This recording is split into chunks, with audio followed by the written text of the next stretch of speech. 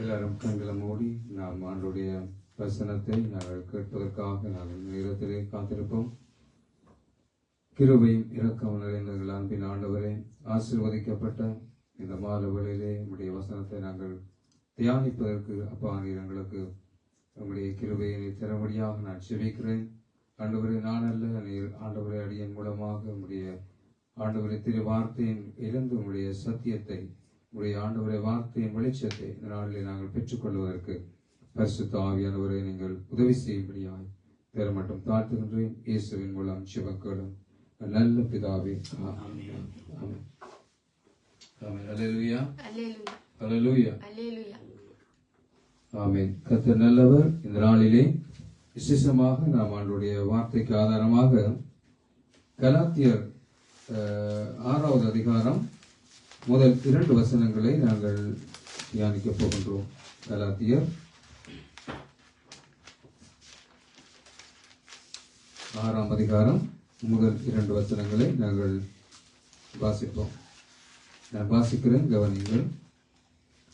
சகோதரரே, ஒருவன் யாதொரு குற்றத்தில் அகப்பட்டால் ஆவிக்குரியவர்களாகிய நீங்கள் சாந்தமுள்ள ஆவியோடே அப்படிப்பட்டவர்களை சீர்பொருந்த பண்ணுங்கள்.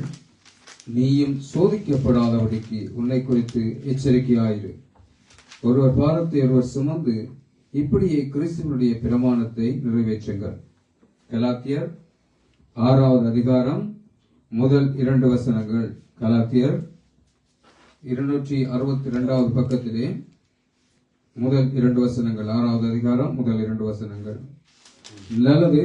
இங்கே நாங்கள் வாசித்த இந்த வசனத்தை நீங்கள் சற்று கூர்ந்து கவனித்து பார்த்தால், அப்போஸ்தலனாகிய பவுல் கலாத்திய சபை மக்களை பார்த்து இந்த விதமான ஒரு வார்த்தை அவர் பிரயோகிக்கின்றார். சகோதரரே, ஒருவன் யாதொரு குற்றத்தில் அகப்பட்டால் ஆவிக்குரியவர்களாகிய நீங்கள் சாந்தமுள்ள ஆவியோடு அப்படிப்பட்டவர்களை சீர்பொருந்த பண்ணுங்கள். நீயும் சோதிக்கப்படாதபடிக்கு உன்னை குறித்தும் எச்சரிக்கையாயிரு. ஆமென். இந்த இடத்திலே நீங்க வசனத்தை சரியா நீங்க கூர்ந்து கவனித்து பார்க்கின்ற பொழுது இதுல அவர் பயன்படுத்துகின்ற வசனங்களை பாருங்க. சகோதரரே, சகோதரனே சொல்லவில்லை, சகோதரரே என்று சொல்லிவிட்டு அடுத்த பந்தியில் அவர் சொல்லுகிறார், ஆவிக்குரியவர்களாகி நீங்கள். அப்ப யாருக்கு சொல்லுகிறார்? ஒரு தனிப்பட்ட நபருக்கு சொல்லுகிறாரா? இல்லை. அந்த சபையின் மக்களை பார்த்து, அந்த விசுவாசிகளை பார்த்து அவர் என்ன செய்கிறார் என்றால், என்ன சொல்லுகிறார் சொன்னால், சகோதரரே ஆவிக்குரியவர்களாகிய நீங்கள் என்று ஒரு வசனத்தை பயன்படுத்துகின்றார். இன்றைக்கு நம்ம எல்லாருக்கும் ஒரு பெயர் உண்டு. என்னது? நாம் எல்லாரும் ஆவிக்குரியவர்கள். நாம் எல்லாரும் ஆவிக்குரிய திருச்சபை மக்கள், ஆவிக்குரிய பிள்ளைகள், ஆவிக்குரியவர்கள் என்று நாங்கள் எங்களை அழைத்துக் கொள்வோம். எல்லாரும் நாங்கள் சொல்லிக் கொள்வோம். இன்றைக்கு இந்த இடத்துல நீங்க தொடர்ந்து வாசித்து பார்த்தால், அவர் ஒரு மனிதனுடைய வாழ்க்கையிலே அவன் ஆவியின் குணாம்சங்களால், ஆவியானவருடைய கனிகளினாலே அவன் என்ன செய்ய வேண்டும் என்றால், ஒரு கிறிஸ்தவன் நிறைந்து காணப்பட வேண்டும்.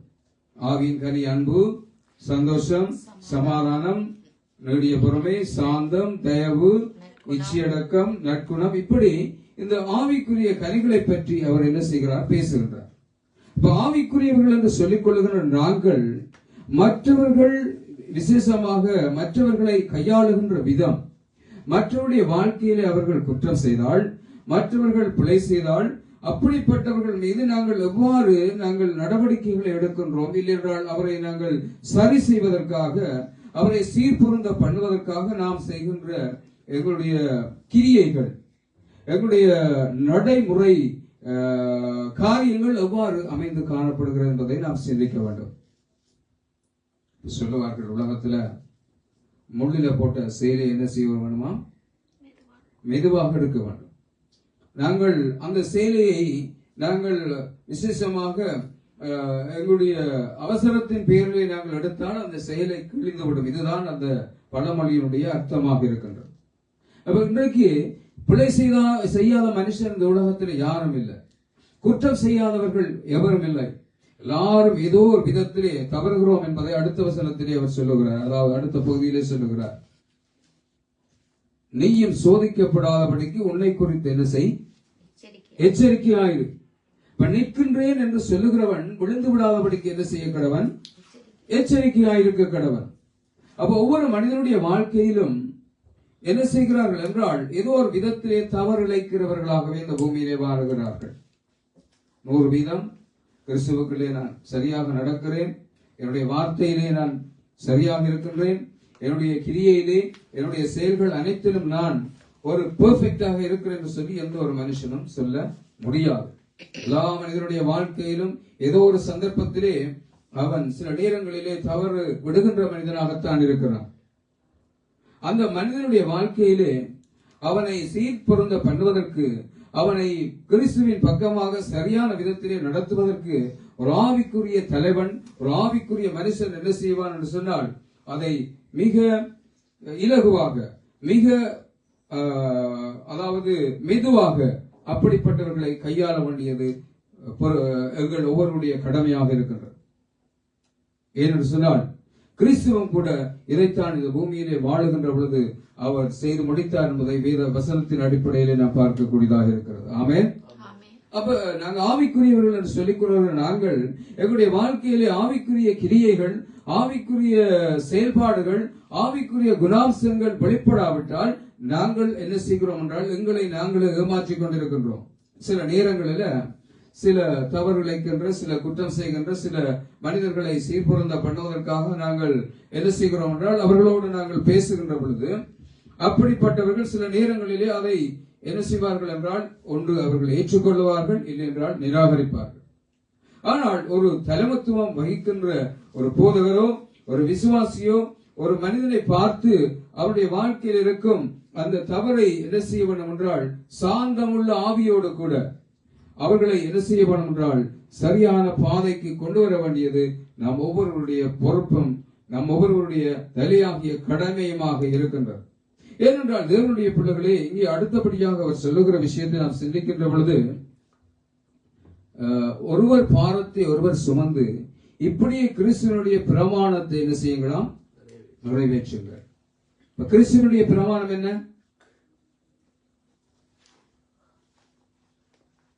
கிறிஸ்துவனுடைய பிரமாணம் என்ன? உன்னிடத்தில் நீ அன்பு கூறுகிற போல பிறனிடத்திலும் என்ன செய்ய வேண்டும்? அன்பு கூற வேண்டும் என்று இயேசு அதாவது சொல்லி இருக்கின்றார். இப்ப கிறிஸ்துவின் பிரமாணத்தை நாங்கள் என்ன செய்ய வேண்டும் என்றால் எங்களுடைய வாழ்க்கையிலே நாங்கள் நிறைவேற்ற வேண்டும். திருப்பி வாசியம் கலாத்தியர் 5வது அதிகாரம் 14வது வசனத்தை. 5:14, 1 யோவான் 4:21 இந்த இரண்டு வசனங்களையும் திருப்பி வாசிங்க. உன்னிடத்தில் நீ அன்பு கூறுவது போல பிறனிடத்திலும் அன்பு கூறுவாயாக என்கிற இந்த ஒரே ஒரு வார்த்தையினாலே நியாயப்பிரமாணம் முழுவதும் நிறைவேறும். நல்லா வாசிங்க, தெளிவா வாசிங்க, எல்லாரும் கண்ணாடி போட்டு வாசிங்க. இப்ப இந்த வசனத்தை நீங்க பாருங்க. இந்த ஒரு வார்த்தையில தேவனுடைய முழு நியாயப்பிரமாணம் என்ன செய்யப்பட்டிருக்கிறதா? அடங்கி இருக்கிறது, நிறைவேறும் என்று சொல்லப்படுகிறது. அப்ப என்னிடத்திலே நான் எப்படி அன்பு கூறுகின்றேன்? நான் நல்லா உடுத்தவனும், நல்லா சாப்பிடணும், நல்லா சுகமா இருக்க வேணும், நல்ல வேலை செய்ய வேணும் என்றெல்லாம் நான் எந்த அளவுக்கு என்னின் மீது நான் அன்பு கூறுகிறேனோ, என்னை குறித்து நான் என்ன செய்கிறேன் சொன்னால் என்னை நான் ஒரு நல்ல உயர்ந்த அந்தஸ்திலே, ஒரு உயர்ந்த நிலையிலே, ஒரு நல்ல வேலையிலே, ஒரு நல்ல ஒரு மனிதனாக இந்த பூமியிலே நான் வாழ வேண்டும் என்று நான் நினைக்கிறேனோ அந்த விதமாகத்தான் நான் என்ன செய்ய வேண்டும் என்றால் மற்றவர்களையும் நாம் நினைக்க வேண்டும், மற்றவர்களையும் நான் நடத்த வேண்டும். ஆகவே தேவனுடைய பிள்ளைகளே, என்னிலே அன்பு கூறுகிறது போல உன்னிடத்தில் நீ அன்பு கூறுகிற போல பிறனிடத்திலும் நீ என்ன செய்ய வேண்டுமாம்? அன்பு கூற வேண்டும். அன்பு இல்லாதவன் தேவனை என்ன செய்யானா? அறியான். ஏனென்றால் தேவன் அன்பாகவே இருக்கின்றார். ஆகவே கர்த்தர் என்ன செய்தார் என்று சொன்னால் இந்த விதமான மனிதர்களை எவ்வாறு கையாண்டார் என்பதற்கு நான் ஒரு உதாரணமாக ஒரு விஷயத்தை நாங்கள் இந்த நேரத்திலே வாசிக்க போன்றோம். எங்கள் எல்லாருக்கும் தெரிந்த ஒரு வசனம் தான் யோவான் 7வது அதிகாரம் 53வது வசனத்தில் இருந்து நாங்கள் பார்க்கின்ற பொழுது எங்களுக்கு எல்லாரும் தெரிந்த ஒரு சம்பவம் இங்கே இருக்கிறது. யோவான் 7வது அதிகாரம் 53 இருந்து பாருங்க.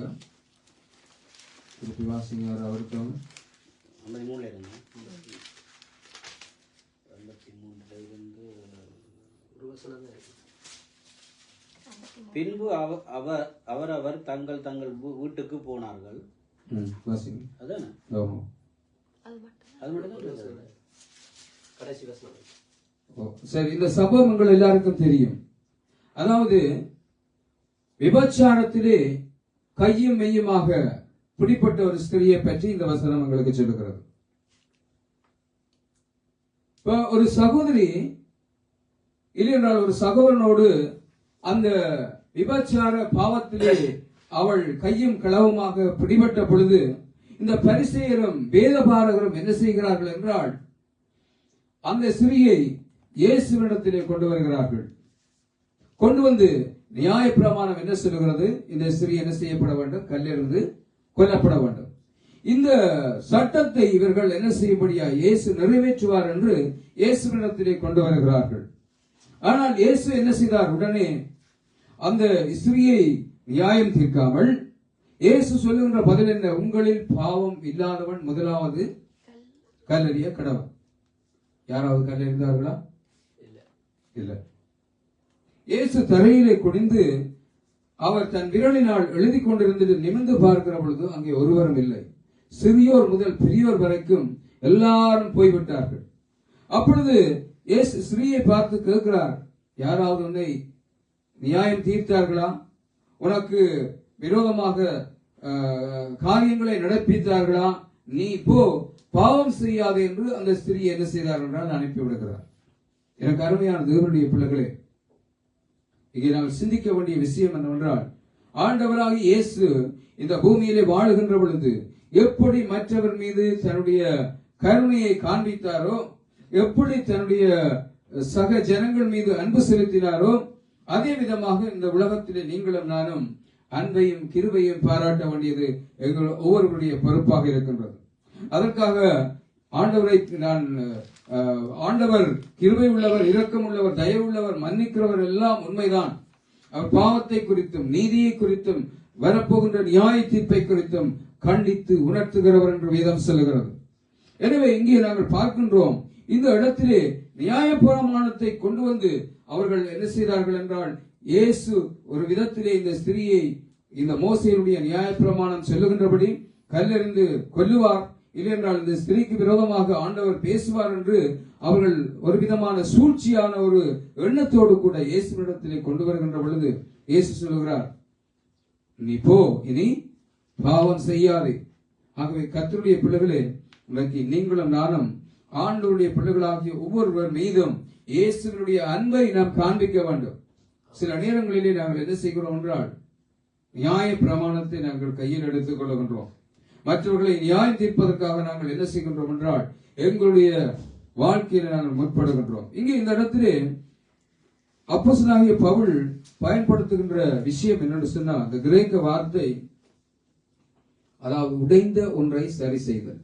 பாருங்க, ஏதாவது ஒன்று உடைஞ்சு போய் வச்சிருக்கொள்ளுவோமே, அதை என்ன செய்ய வேணும்? ஒட்ட வேண்டும்.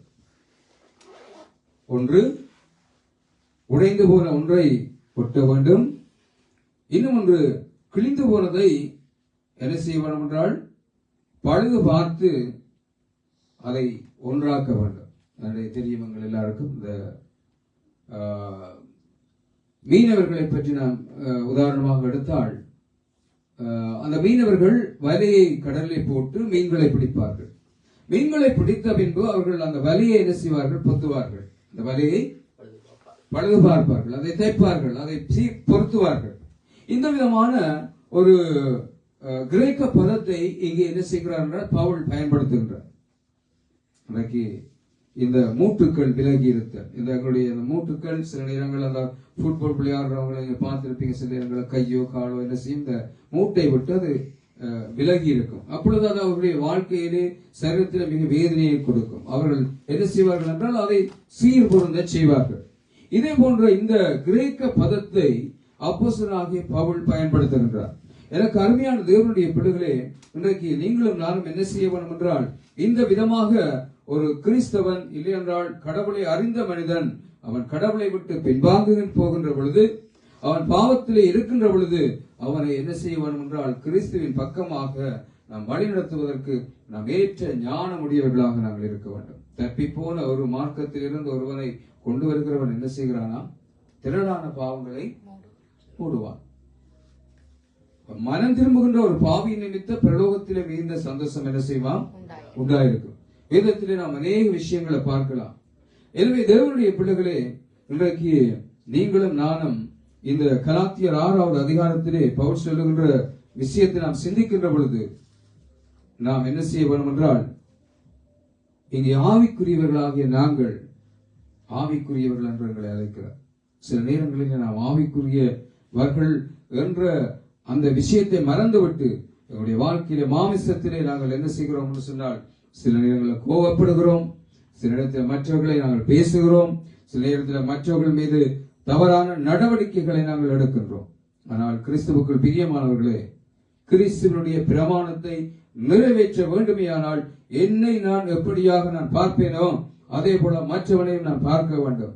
கிறிஸ்துவனுடைய அந்த மனதுருக்கம், அந்த பாரம் எங்களுடைய வாழ்க்கையில் என்ன செய்ய வேண்டும்? பெற வேண்டும். ஆண்டவராக இயேசு அநேக உவமைகளை சொல்லும் பொழுது சொல்லுகிறார், ஒரு மனுஷனுக்கு 100 ஆடுகள் இருக்க அந்த ஒரு ஆடு காணவில்லை என்பதை அந்த மேய்ப்பன் அறிந்த பொழுது 99 ஆடுகளையும் அவன் என்ன செய்கிறான்? வனாந்தரத்திலே விட்டுவிட்டு காணாமல் போன அந்த ஒரு ஆட்டிற்காக அவன் அலைந்து திரிந்து அதை தன் தோள்களின் மீது சுமந்து கொண்டு சந்தோஷத்தோடு திரும்பி வருகிறான். பாருங்க, இன்னைக்கு 99 ஆடுகளை குறித்து அவனுக்கு அக்கறை இல்லை. ஆனால் ஒரு ஆடு என்ன செய்யப்பட்டிருக்கிறது? எங்கோ புதரிலே சிக்கப்பட்டிருக்கிறது, எங்கோ அது கொடிய மிருகத்துக்கு அங்கே இரையாக வைக்கப்பட்டிருக்கிறது என்பதை அவன் அறிந்து அவன் அந்த ஆட்டை தேடி போகின்றான். இன்றைக்கு இந்த விதமான தாகத்தையும் வாஞ்சையும் இன்றைக்கு இந்த சமுதாயத்தில் எங்களால் காண முடியாமல் இருக்கின்றது. இதுதான் கிறிஸ்துவனுடைய அன்பு. கடந்த நாளில் நடந்த ஒரு சம்பவம் உங்கள் எல்லாருக்கும் தெரியும். அது என்னை மிகவும் பாதித்தது. சோரம் பிரபாஷனுடைய அந்த சம்பவம் என்னுடைய வாழ்க்கையில மிக மிக ஒரு வேதனைக்குரிய விடயமாக இருந்தது. ஒருவேளை நான் சிந்தித்தேன், இந்த விஷயத்துல நாங்கள் 2 சாரர் பக்கமாக நான் பேசியிருந்தோம். நான் போய் சில நேரங்கள்ல அந்த மற்ற பகுதியில கதைச்சிருந்தா அந்த சோதனை நான் மீட்டு கொண்டிருக்கலாம் என்றதை நான் நினைச்சேன். கடைசியாக ஏதோ ஒரு விதத்திலே இந்த விஷயம் ஒரு வித்தியாசமான முறையிலே அது செயல்பட்டு இன்றைக்கு இந்த விதமான ஒரு சூழ்நிலையிலே அது வந்து நிற்கிறது. இருந்தாலும் கூட என்னுடைய உள்ளத்தை மிகவும் பாதித்த ஒரு விஷயம். ஏன் நான் சொல்லுகிறேன் என்று சொன்னா, இன்னைக்கு ஒரு ஆத்மாவையாவது ஒரு மனிதனாவது ஆண்டவர் என்ன செய்ய விரும்பவில்லை என்று சொன்னால் தூரம் போகிறதை ஆண்டவர் ஒரு நாள் விரும்ப மாட்டார். ஆமென். அந்த பாரம், அந்த தாகம், அந்த வாஞ்சை, அந்த விதமான அன்பு எங்களுடைய வாழ்க்கையில் உருவாக வேண்டும். எனவே தேவ பிள்ளைகளே, ஒரு மனிதனுடைய வாழ்க்கையில் அவன் இடறி போனால், இல்லை என்றால் தப்பி போனால், இல்லை என்றால் ஏதாவது ஒரு விடயத்திலே சிக்கப்பட்டிருந்தால் ஆவிக்குரியவர்களாகிய நீங்களும் நான் என்ன செய்ய வேண்டும் என்றால் அப்படிப்பட்டவர்களை விசாரிக்க வேண்டும். அப்படிப்பட்டவர்களை மீண்டும் என்ன செய்ய வேண்டும் என்றால் கிறிஸ்துவின் பக்கமாக வழிநடத்த வேண்டும். எனவே நான் என்ன செய்யலாம்? அங்க இருக்கிற போதகர்களோடு பேசினேன், அவர்களுக்கு அவரை குறித்து அறிமுகப்படுத்தினேன். இன்றைக்கு ஒரு போதரிடத்திலே அவரை நான் கையெழுத்திருக்கிறேன். இதை நான் ஏன் சொல்லுகிறேன்னு சொன்னா, இன்றைக்கு இந்த பூமியில வாழுகிற நாங்க ஒன்றுமே என்ன செய்ய போவதில்லை, கொண்டு வந்ததும் இல்லை, கொண்டு போவதும் இல்லை.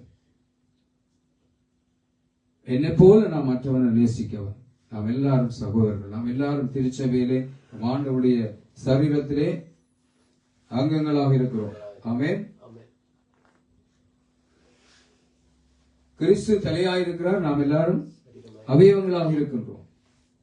ஆகவே ஒரு அவயவம் வேதனைப்பட்டால் மற்ற எல்லா அவயவம் என்ன செய்யுமா? வேதனைப்படும்.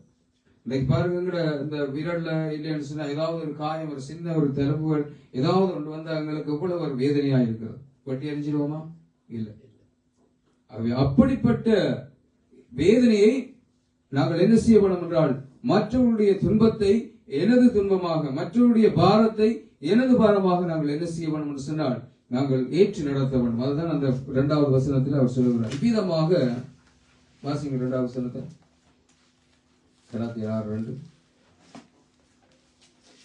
ஒருவர் பாரத்தை ஒருவர் சுமந்து இப்படியே கிறிஸ்துவினுடைய பிரமாணத்தை நிறைவேற்றுங்கள். கிறிஸ்துவினுடைய பிரமாணம். ஆமென். கிறிஸ்துவினுடைய பிரமாணம். ஒருவருடைய பாரத்தை நான் ஒருவர் சுமக்கவன்.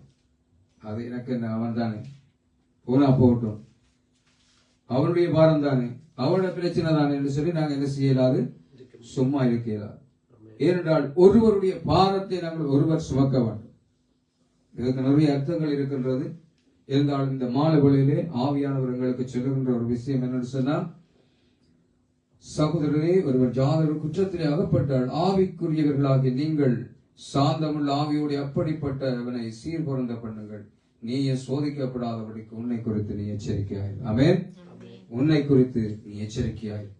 என்னால் எனக்கும் வரும், என்னுடைய வாழ்க்கையில் இப்படி சம்பவங்கள் நடக்கும். ஏனென்றால் சில நேரங்களில் நாங்கள் என்ன செய்கின்றோம் என்றால், நாங்கள் நிற்கிறோம், எனக்கு வீழ்ச்சி இல்லை என்று நினைக்கலாம். ஆனால் வேதம் சொல்லுகிறது, நீ விழுந்து விடாதபடிக்கு நீ எச்சரிக்கையாயிரு. ஆமென். இந்த உலகத்தில் யாரும் என்ன செய்ய முடியாது, நாங்கள் வைராக்கியம் பாராட்ட இயலாது. நாங்கள் ஒரு நாளைக்கு ஏதோ ஒரு விதத்தில் நாங்கள் என்ன செய்வோம்னு சொன்னாங்க, வாழ்க்கையில் ஒரு வீழ்ச்சி வரும். ஏதோ ஒரு விதத்துல நாங்க என்ன செய்வோம்னு சொன்னா, எங்களுடைய வாழ்க்கையில ஏதோ ஒரு சம்பவம் எங்களுடைய வாழ்க்கையில வரும். ஏன்னு சொன்னால் இந்த பாவம் நிறைந்த உலகத்தில் வாழ்கிறோம். அவை கிறிஸ்துவின் பிள்ளைகளே, நாங்கள் அந்த நேரத்திலே அப்படிப்பட்ட ஒரு நல்ல வாழ்க்கை வாழ்வதற்கு அர்ப்பணிப்போம். இந்த அளவில் நாங்கள் ஜெபம் பண்ணுவோமா?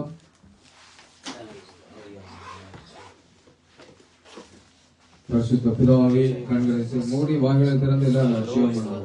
ஹல்லேலூயா. ஸ்தோத்திரம் ஆண்டவரே, ஜீவிக்கிற தேவனே, கண்களை மூடி ஜெபம் பண்ணுங்க. இந்த நேரத்திலே அப்பா, ஆவிக்குரியவர்களாகிய நாங்கள் ஆண்டவரே சுவாமி, ஒவ்வொரு பிள்ளைகளையும் விசாரிக்கிறவர்களாக, ஒருவருடைய பாரத்தை ஒருவர் சுமக்கிறவர்களாக, ஒருவரோடு ஆண்டவரே ஒருவர் ஐக்கியம் உள்ளவர்களாக, கிறிஸ்துவுடைய பிரமாணத்தை நிறைவேற்றக்கூடியவர்களாக ஆண்டவரே எங்களை மாற்றவனமாக ஜெபிக்கிறேன் அப்பா. ஆண்டவரே, மற்றவருடைய வேதனையை ஆண்டவரே சுவாமி நாங்கள் பங்கடையிட்டவர்களாக, மற்றவருடைய ஆண்டவரை தீரத்திலே ஆண்டவரை நாங்கள் தீரப்படுகிறவர்களாக, ஆண்டவரை மற்றவர்களை ஆண்டவரை நாங்கள் நேசிக்கக்கூடிய, மற்றவர்களை விசாரிக்கக்கூடிய, மற்றவர்களுக்காக ஆண்டவரே சுவாமி எங்களுடைய நேரங்களையும் காலங்களையும் உங்களால் முடிந்த உதவிகளை செய்யக்கூடிய ஆண்டவரை இந்த பலத்தை எங்களுக்கு தரவரமாக ஜெபிக்கிறேன். கிறிஸ்துவினுடைய பிரமாணத்தை உன்னை நீ நேசிக்கிறது போல, உன்னை நீ அன்பு கூறுவது போல பலரிடத்தில் அன்பு கூறுவாயாக என்று சொல்லுகின்ற இந்த கற்பனையை கைக்கொள்ளுகிற பிள்ளைகளாக மாற்றும்படியாக உங்களை தரமட்டமாக தாழ்த்துகிறேன். ஆசீர்வதிங்க. இயேசுவின் மூலம் ஜெபம் பிதாவே. ஆமென். என் ஆத்துமாவே கர்த்தரை ஸ்தோத்திரி, என் முழுவதுமே பரிசுத்த நாமத்தை ஸ்தோத்திரி. என் ஆத்துமாவே கர்த்தரை ஸ்தோத்திரி, கர்த்தர் செய்த சகல உபகாரங்களை என்றும் மறவாதே. ஆமென். ஆமென். God bless you.